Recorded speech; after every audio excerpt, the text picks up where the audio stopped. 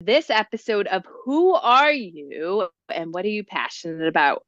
I am honored and privileged to be able to connect with Migdalia Rodriguez, a woman that I immediately felt drawn to the first time that we connected in it's Soul Society. What is this Soul Society? Maybe an organization run by Camille Miller, who's an amazing woman. But Miggy, as I call her, because Migdalia is just a mouthful for me. Her energy, her authenticity, her transparency immediately captivated my heart, and I know that she's going to captivate you guys as well.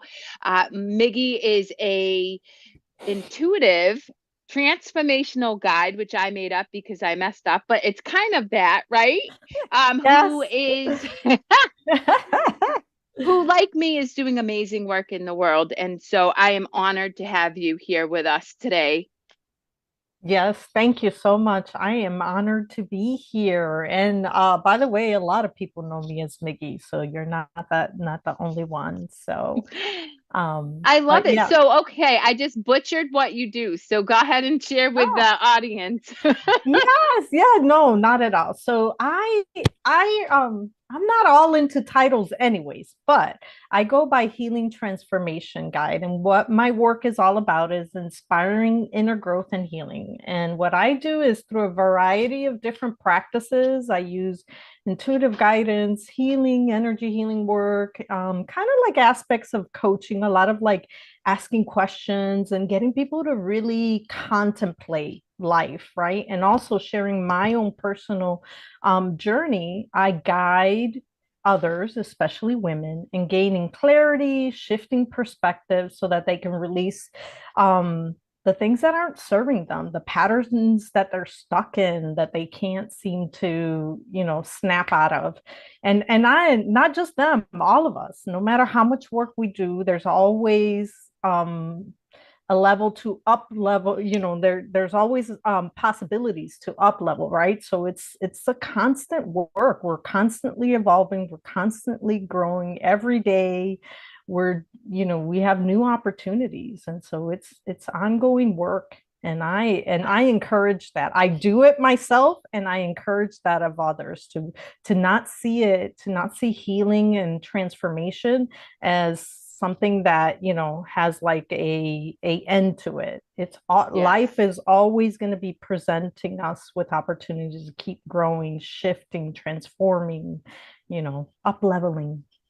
Yes, So such good information in that short little intro. I want to obviously highlight it's who are you? What's your story? So, how did you step into this role of now helping others heal, which we'll touch upon in a minute?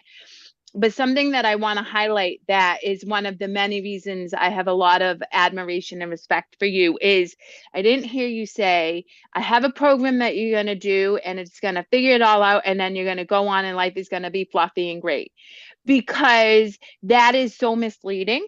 yes, it And is.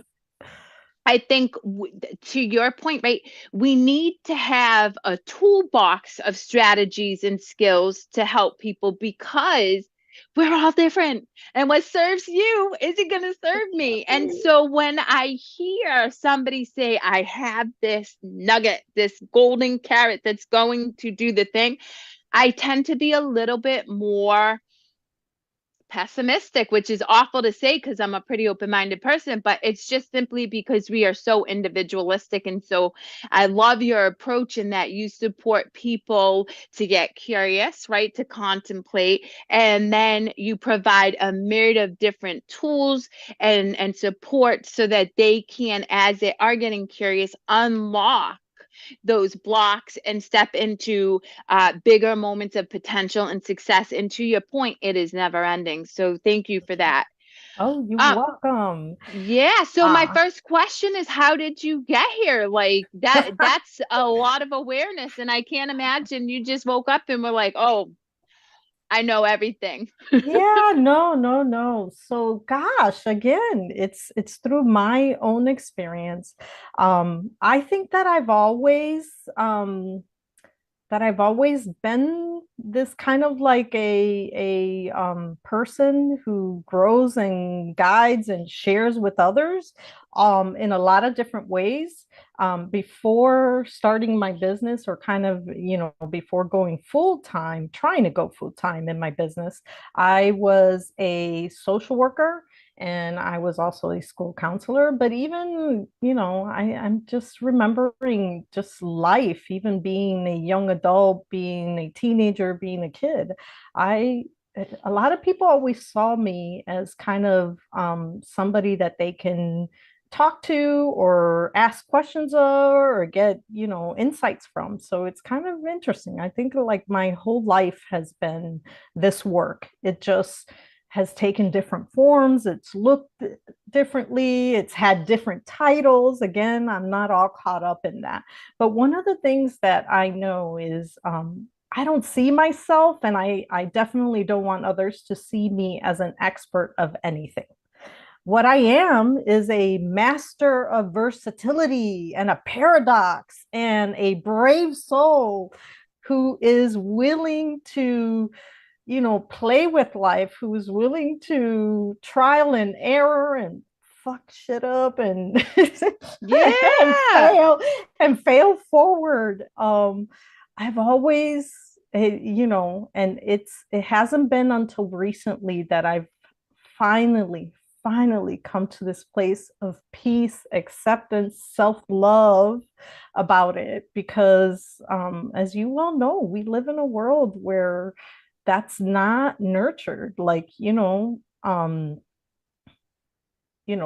life differently on your terms, trying things, experimenting with life is not really nurtured in our society. Everybody wants, we have a lot of systems, we have a lot of, even in our families, right? Like everybody wants everything to make sense, to have a level of certainty and order, and everybody wants you to fall in line. And I've never been one that has done that.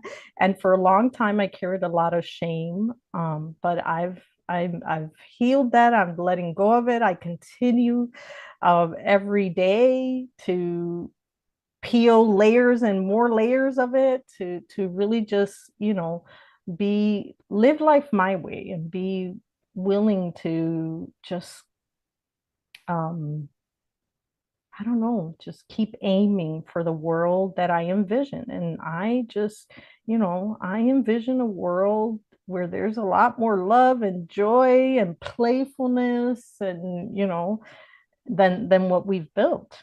And Yeah. so I'm It I'm trying to do that for me, and I'm also trying to help others and guide others through whatever that is for them. And this is the thing, it's different for all of us, right? Like each one of us is unique and has our own journey. And what love and joy and playfulness is like in your life is very different than it is in mine. For some people, it has a lot more order and structure. For some people, it's more organic and all over the place. And which for a lot of people, for others, may seem very chaotic.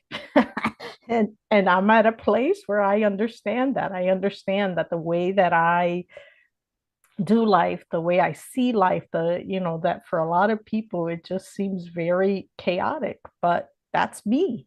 And all I can tell you is that, um, you know, especially recently, I'm at a place of peace with that. I'm at a place at peace with that for myself. I am at a place of acceptance of others, life, the world, everything that we have to go through in life and all the experiences. I want to highlight, well, so there's something that you mentioned. Well, there's a couple things I want to unpack there. Okay. The first is I grew up very much like you, and I've always kind of drummed to my own beat, so to speak. I experienced a lot of pain and suffering because of that. I was punished a lot. I was obviously made fun of. And so, my first question is, how did you release that belief that doing it differently made you bad? Because that's how I grew up, feeling like I was bad because I was different, but I couldn't be any other way because something inside me said show up this way. Okay.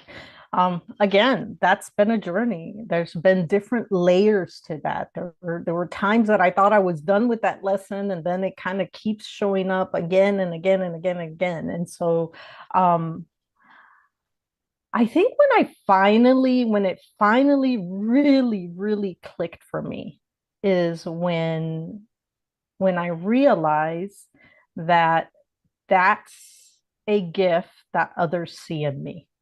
Like, Mm, even though it caused a lot of like pain and suffering for me too.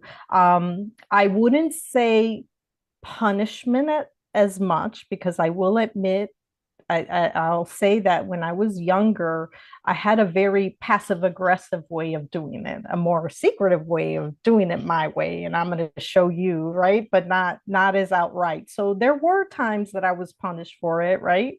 But a lot of times it was really me punishing myself by trying to hide it, and it was me rejecting myself.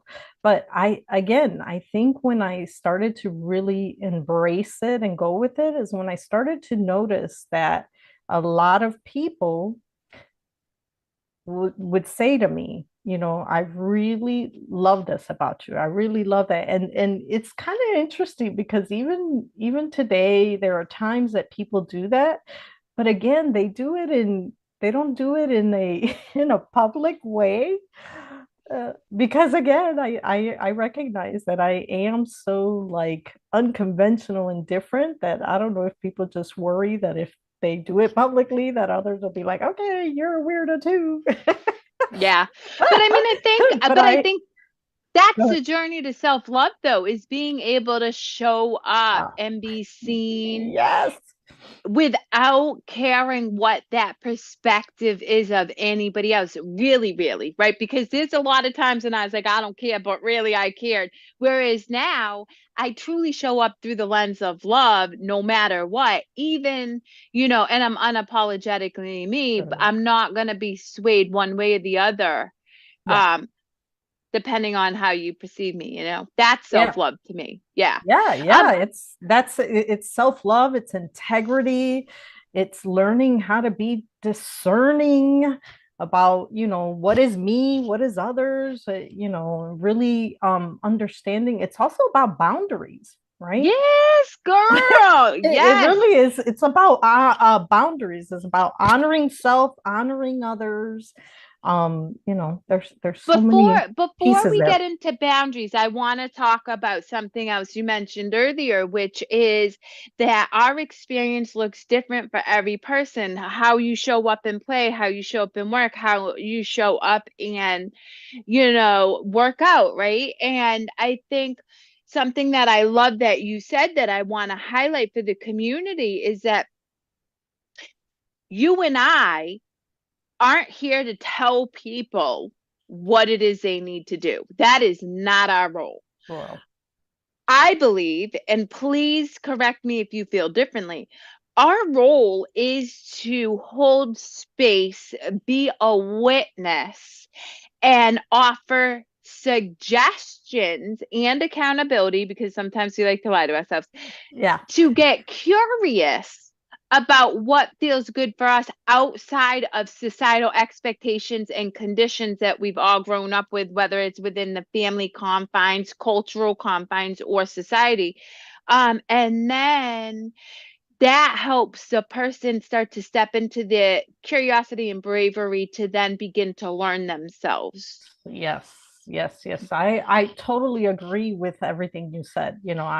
I believe that I am here to be kind of like an example, right, of what that might look like. But I don't want anybody to do things my way. I want everybody to, kind of go within and figure out their own way. We're taught to be so outward focused for guidance about our life, And that is what creates so much suffering and dis-ease in our Woo! life.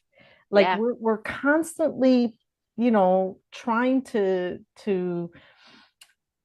sometimes it's because we don't want to do the work and we just want easy way out and we just want quick fixes and we just want, you know, like to subside the discomfort or the pain or whatever it is in this moment, right?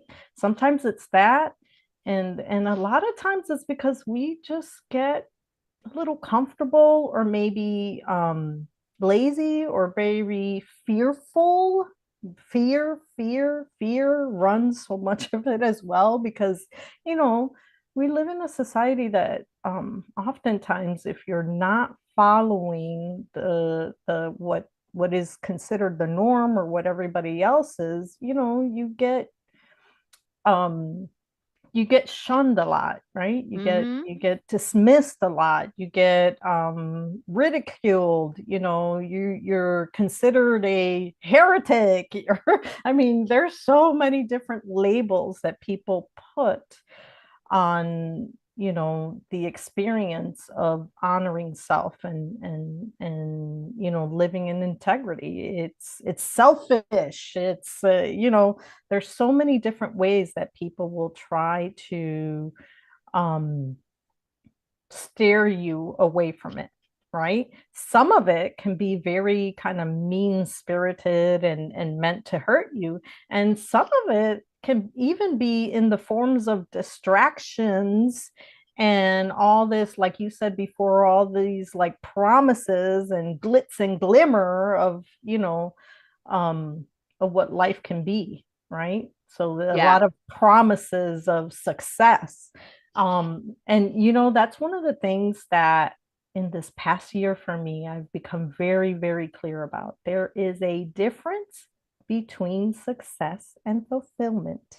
And we Preach. have a world full of successful people that are very unfulfilled. Um, You and know, I I would and and go I ahead. think Nope. that's why sometimes we see so many, how sometimes we see these situations or we'll see the news and, some tragedy where somebody hurt themselves, took their life, right? And so many people will come forward and be like, oh my gosh, they seem so happy. They had it all together. They had it all. Like, this doesn't make sense, right? And it's because they had it all together, they seemed so happy was the kind of like the mask that they were putting on, or just the perception that they had it all together just because they fit the norm of what, or the expectation of what success is, right? But inside, right, there obviously was a lot of disharmony and not, feeling right or at peace. Yeah. Because when Yeah. we harm ourselves or we harm another, it's usually because there's no, we're not at a place of peace with ourselves, the world, life, the divine, whatever. Yeah.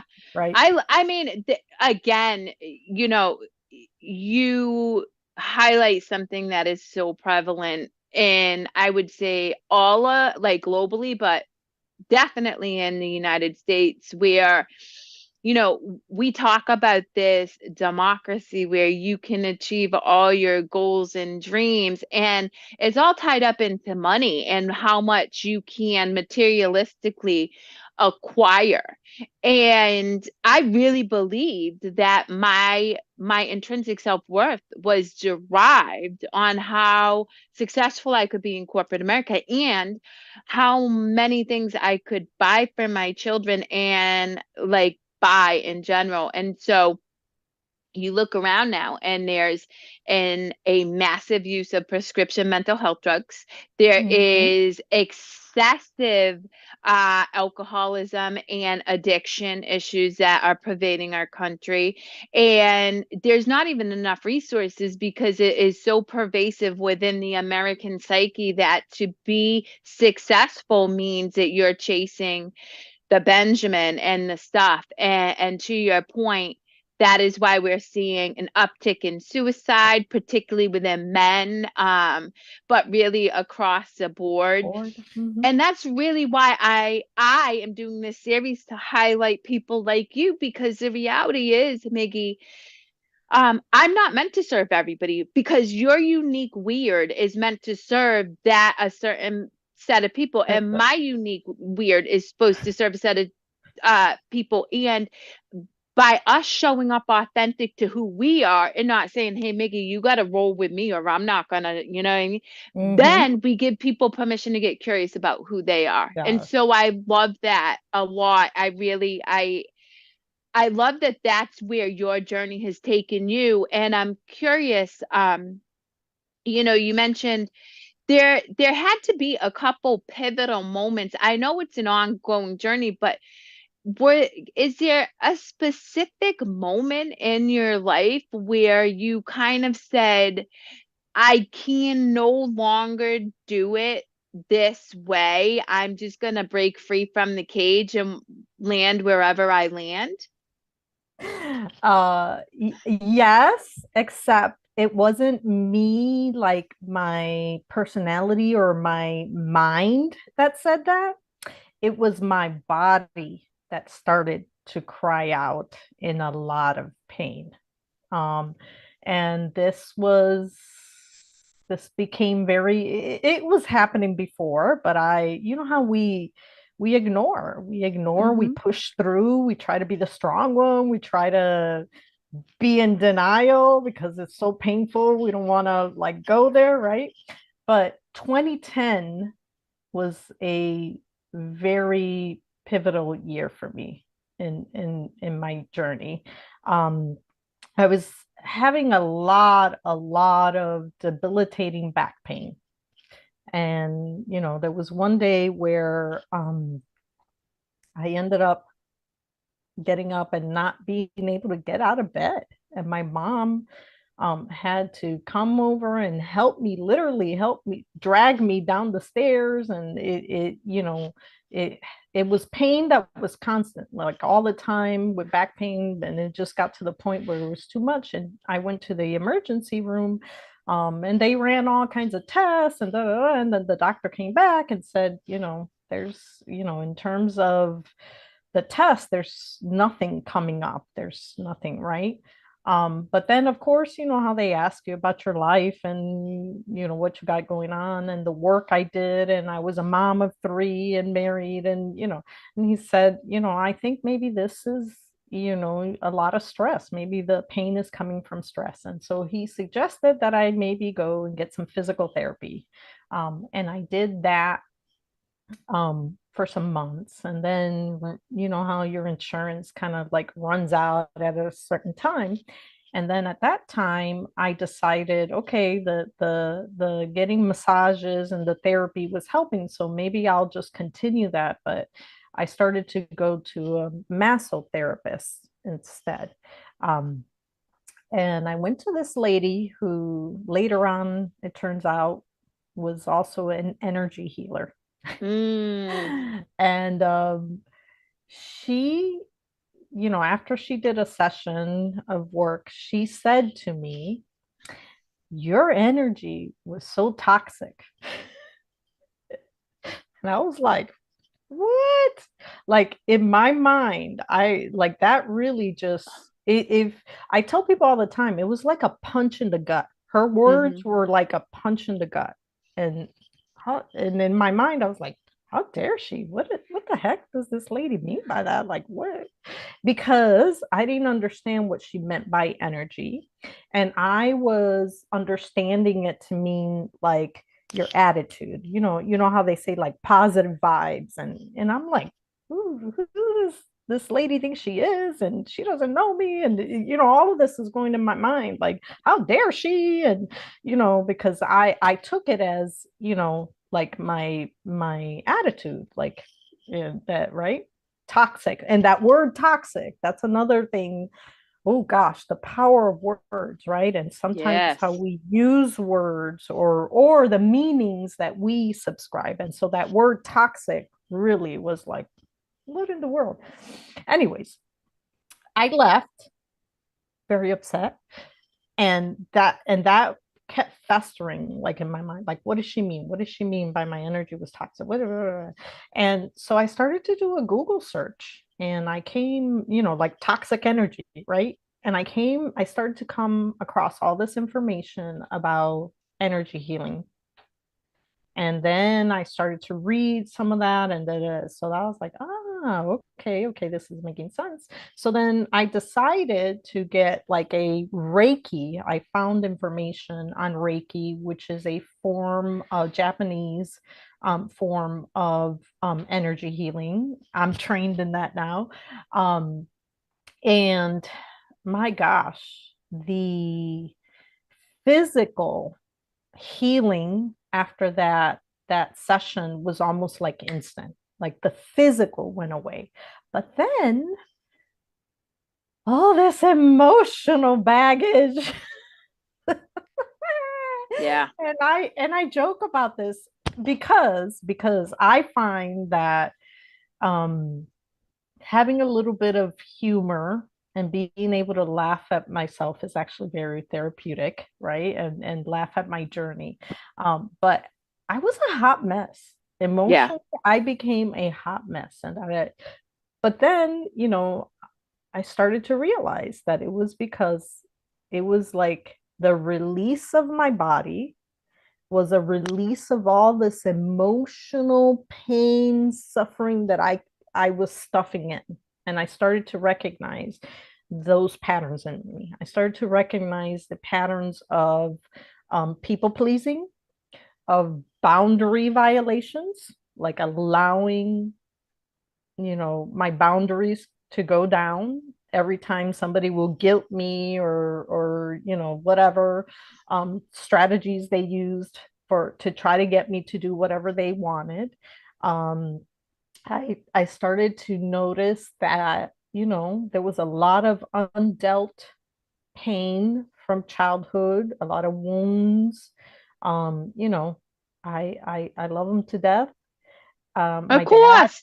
Yep. I love him to death. My dad, there was a lot of he was absent for a good part of my life. My parents divorced when I was young. There was a lot of pain and wounding, abandonment issues, and all of those things had just kept manifesting into all these different unhealthy patterns of relating, being in relationship, of living life, patterns of, you know, self abuse, um and I would even say self hatred. I mean, like, it took me a long time to recognize that some of it was even, self hatred, like that shame, and that not being able to accept who I was, and always doubting that, why do I have to be this way, right? Like, it turned into all these, like, patterns of trying to be somebody that I wasn't, Yeah. trying to So uphold. let me interject, because I really want to, for the community, highlight what you just said, because it's profound in that you had physical ailments, which you and I both know, we work with energy, right?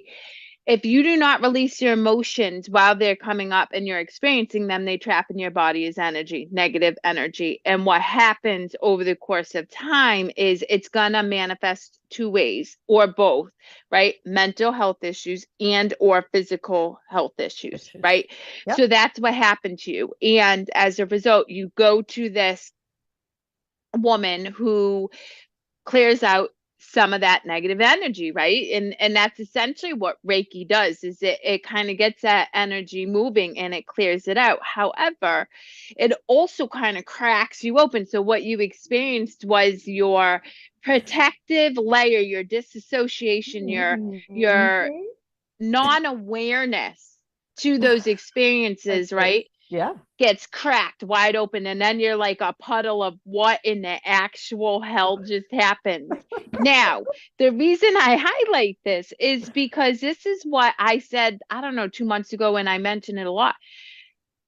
You guys can go to Reiki all you want, but if you're not going to allow yourself to feel your feelings in any moment, you should live at your Reiki's office. And I'm not Reiki practitioner's office. I'm not trying to be a jerk here, but the reality is our emotions are very instrumental in our ability to release energy, right? And there's many Mhm. other ways, right? I release energy through meditation. I don't always have to have the emotional experience, but that was a practice that took me years and years to develop. So I love that you were able to share that, because I think it highlights the importance of one, recognizing just how toxic it can be to not express your feelings, but then two, what you might experience if you go to some type of healer, whether it's polarity, tapping, Reiki, there's a myriad of different modalities for energy.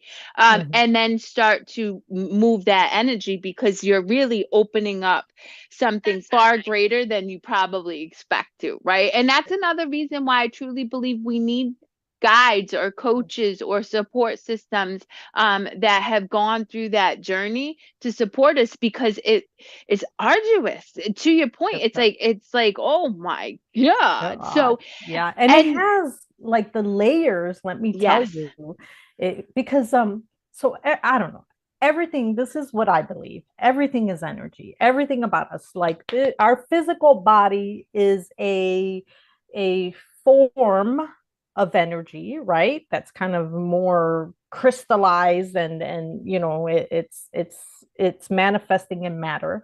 Our emotions, our energy in motion. They meant to move through us, right? Our thoughts are really energy too. And that's why people sometimes can, like pick up on each other's mental and emotional energy. That's why, like they say, right? Like when people, you might walk into a room and people were maybe arguing, you can feel the tension, right? because yes, because that those thoughts, those emotions with a lot of intensity, they they have a heaviness exist. to that. Yeah, Yeah, yeah, they take a form and they have a heaviness to this, and people can sense that, right? yeah. And then we have our spiritual, and that's kind of how it played out for me. It was like when the healing of the body took place, then all this emotional stuff started coming. It finally clicked for me, right? That the physical was being caused by this. So I started to deal with some of that emotional stuff.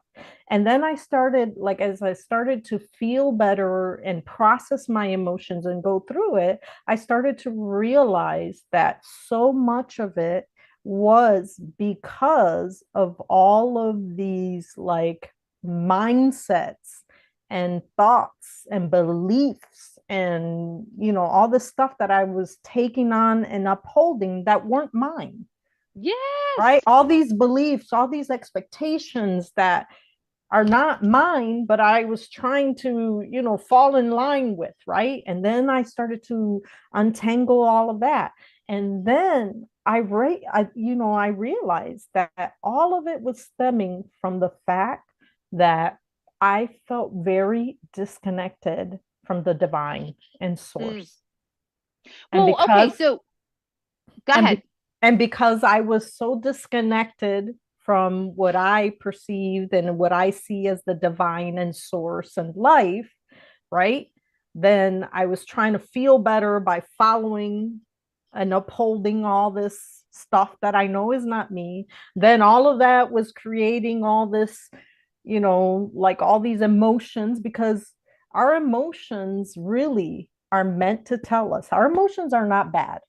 Our Correct. emotions are meant to tell us when we're out of integrity.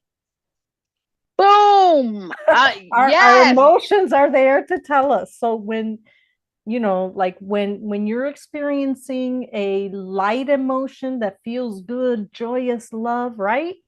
Then you're in integrity. When you're feeling an emotion that feels more constricting, heavier, closing you off, closing you down, then you're out of integrity, right? Yeah. And so, and once I learned that, it's like now, oh gosh, when I have those moments of feeling, you know, anger or sadness, or I lean into it now. I'm like, okay, Me too. okay, so where is this coming from? Is this mine? Is it someone else? What am I upholding? What am I doing? Where do I feel like I have to do something that is not me? Like, what is it that and it really, like, now I embrace it. I allow it. I embrace it. I get curious about it. I contemplate it. I spend my time. I look at things. And then try to figure out, okay, how do I shift this? Right? Yes. Yes. Not that But the so, feeling is bad. Not that right. the feeling is bad, but like I want to be able to allow it to move through me, but not like get stuck there, right? So how do I process it? How do I learn from it? How do I, adjust in whatever way I need to adjust?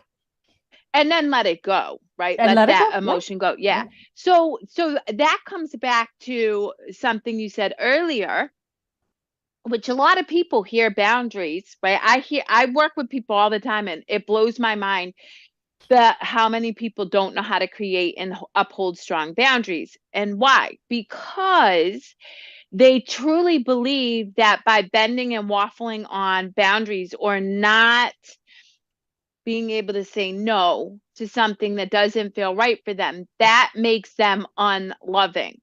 Right. So we have this misconception, because if you're not loving to yourself, then you really truly can't show up in love for others. I Right. So agree. boundaries do play a huge part in remaining in integrity. Would you agree? Oh my gosh. Yes. Yes. Boundaries are about knowing what's me, what's you, what's right. But this is the other thing that I've learned about boundaries, right? Is that, first of all, the only person that needs to uphold your boundaries the most is you. Yes, girl. No one else is going to step over your boundaries if you're upholding them. So the Yes. first, like the most important person that needs to uphold and respect your boundary is you. So like And if be you're unapologetic about it, right? right, Being right, like, right. this doesn't serve me. A lot of is it can be, okay, I have date night with myself every Friday because I know I need to connect with myself, and then somebody's like, can you come to my charity event and raise money? And now you have two choices. You honor that boundary you've created because you know you need that connection, or you waffle on it and you go to the charity, but now you're disconnected from what felt really good for you. Yeah. And let me tell you the other thing about boundaries. Let me tell you is then you show up, right? And you show up in this energy that really serves nobody. Boom. Yes. And believe it or not, you might be showing up. Let's say you show up in this energy of obligation. Your friend is showing up in the same energy of obligation, and that just gets, like amplified, and then everybody leaves and everybody's like, well, that was the worst experience, and you go home and then you're mad. The other thing, is that we show up not really wanting to be there, and then that, like, anger is festering inside of us, right? And so, like, so you're showing up to do things, you're doing it out of anger. And then, one of the things that I have learned is that the energy that you bring to anything that you do is what grows and amplifies, and it's like the soil for that situation to grow, right? So like if you come into something with this energy that doesn't feel good, the whole experience is going to always reflect that until you reflect and say, okay, I'm not doing this anymore, or you adjust your energy and come to it with a more, if it is something that, because you know sometimes we really want to do things, they're just aspects of the situation that maybe we're right, and so we just have to get to a place where maybe we just have to shift the energy around that specific and then come to it, in a whole new way. But the the like the energy that you show up in is so important. And you know what, as moms, we are constantly showing up for our loved ones, our children,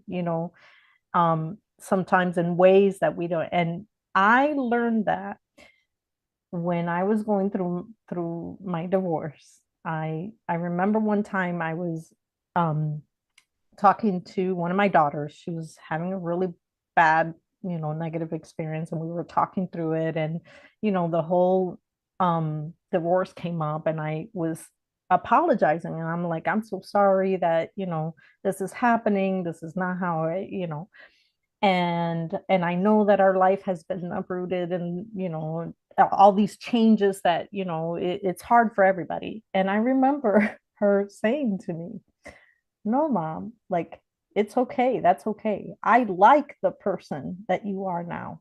Yes. You were so like cranky and mean and tired all the time before that. And I was like, holy crap, right? Yeah. Like, and I don't think she meant that all the time, but I'm sure there was a lot of times that I was showing up in a way where I really wasn't connecting with them, where I really wasn't in that spirit of love and that they needed, right? And we think that our kids don't know stuff.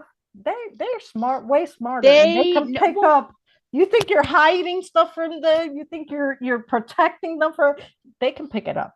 Kids are yeah. so intuitive. They can sense it. And so you're not doing them any favors.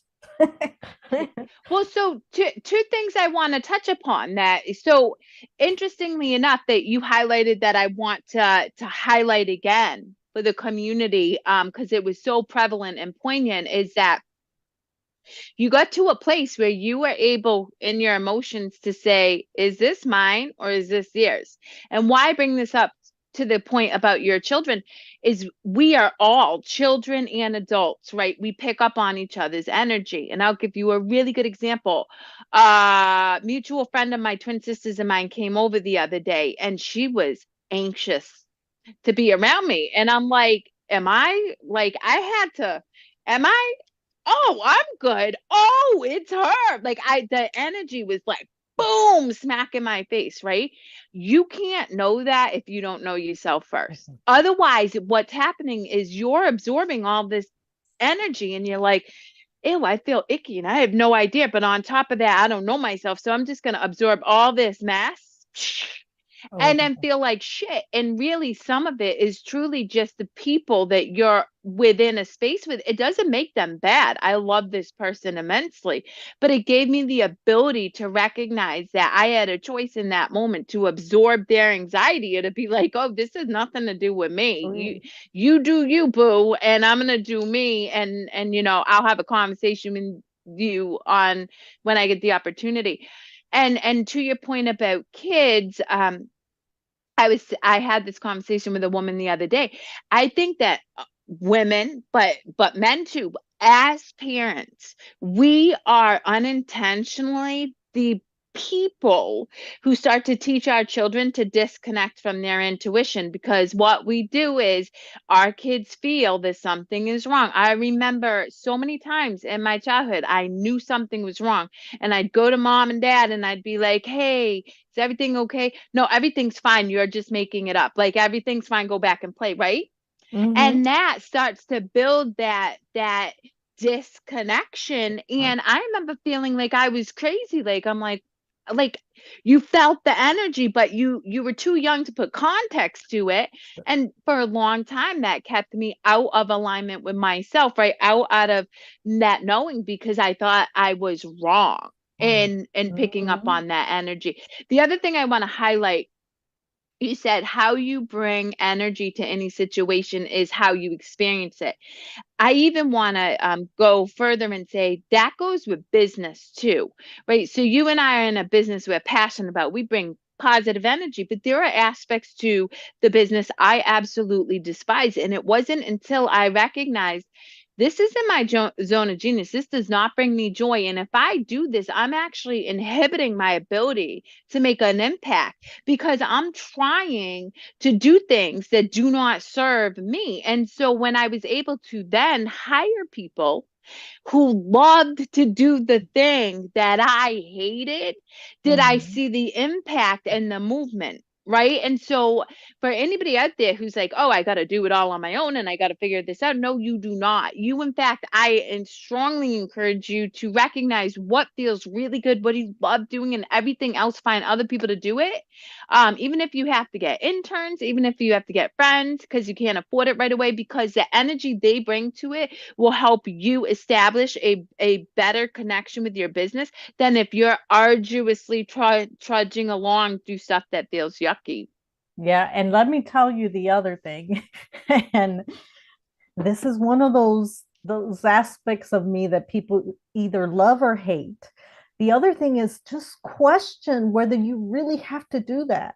A lot of times we're trying to force systems and tasks and things that other people that worked beautifully for other Yep. people, but is not part of who we are and really is not part of our success. And so then we create these experiences in our life, in our business, in our families, or that feel heavy and constricting, and we just right. So it's like I would even say, hire somebody to do it if you really feel like, yes, this is something that I is aligned for me. It's just that I don't, I'm not the one that has the genius to make it happen, right? But also be willing to question, do I really even have to do this? Or is this somebody's idea of what success and being in business and is, right?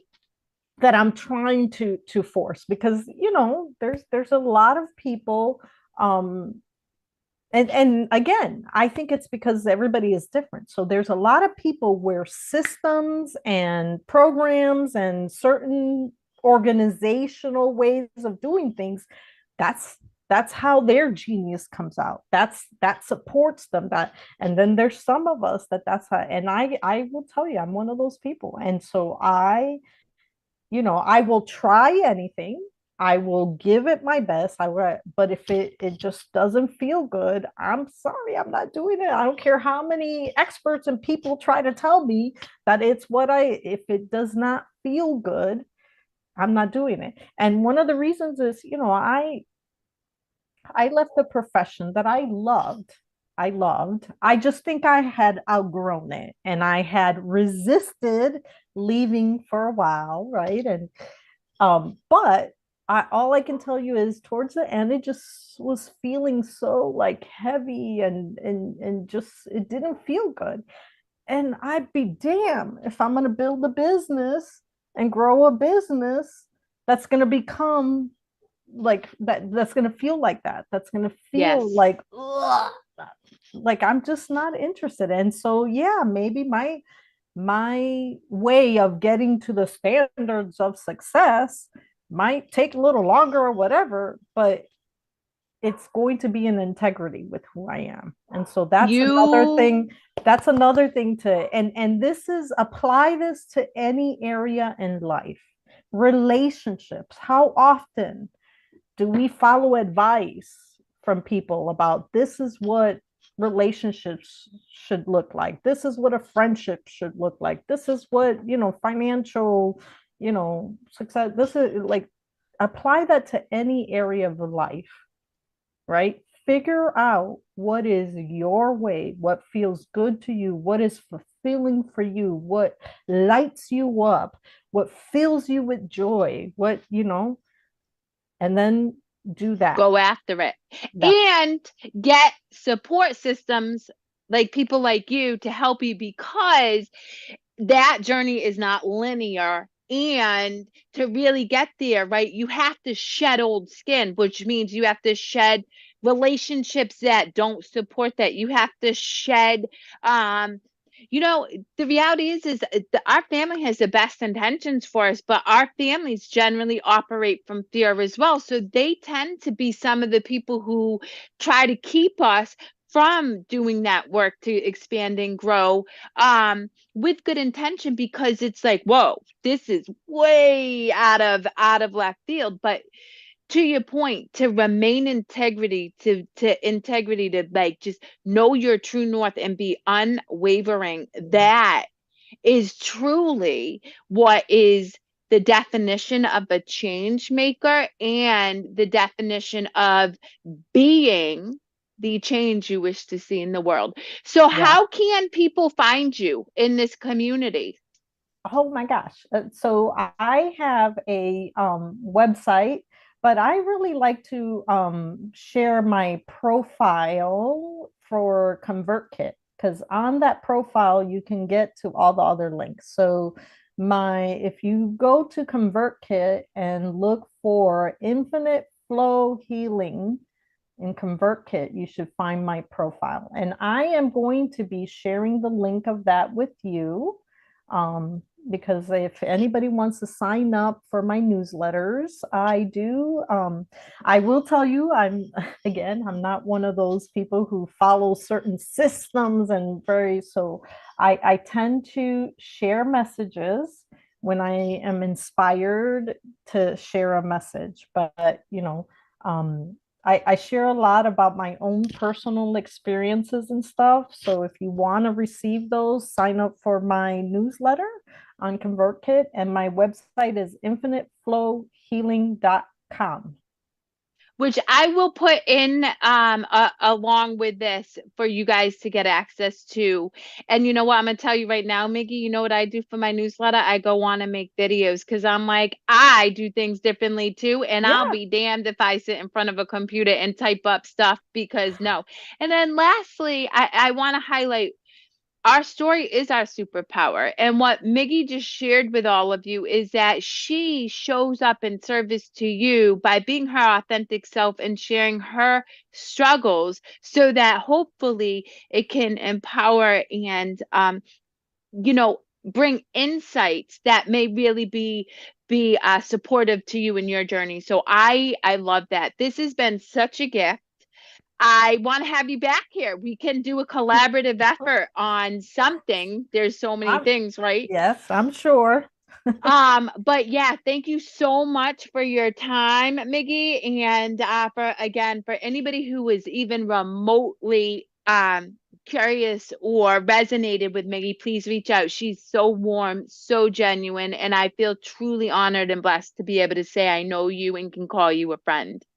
Well, thank you so much, Carrie. I am truly honored again to be here. And not just that, I am so honored to be connected to you, because I do feel, that there is that connection between us. And I love your spirit and I love the work that you're doing in this world. So thank you so much to you as well.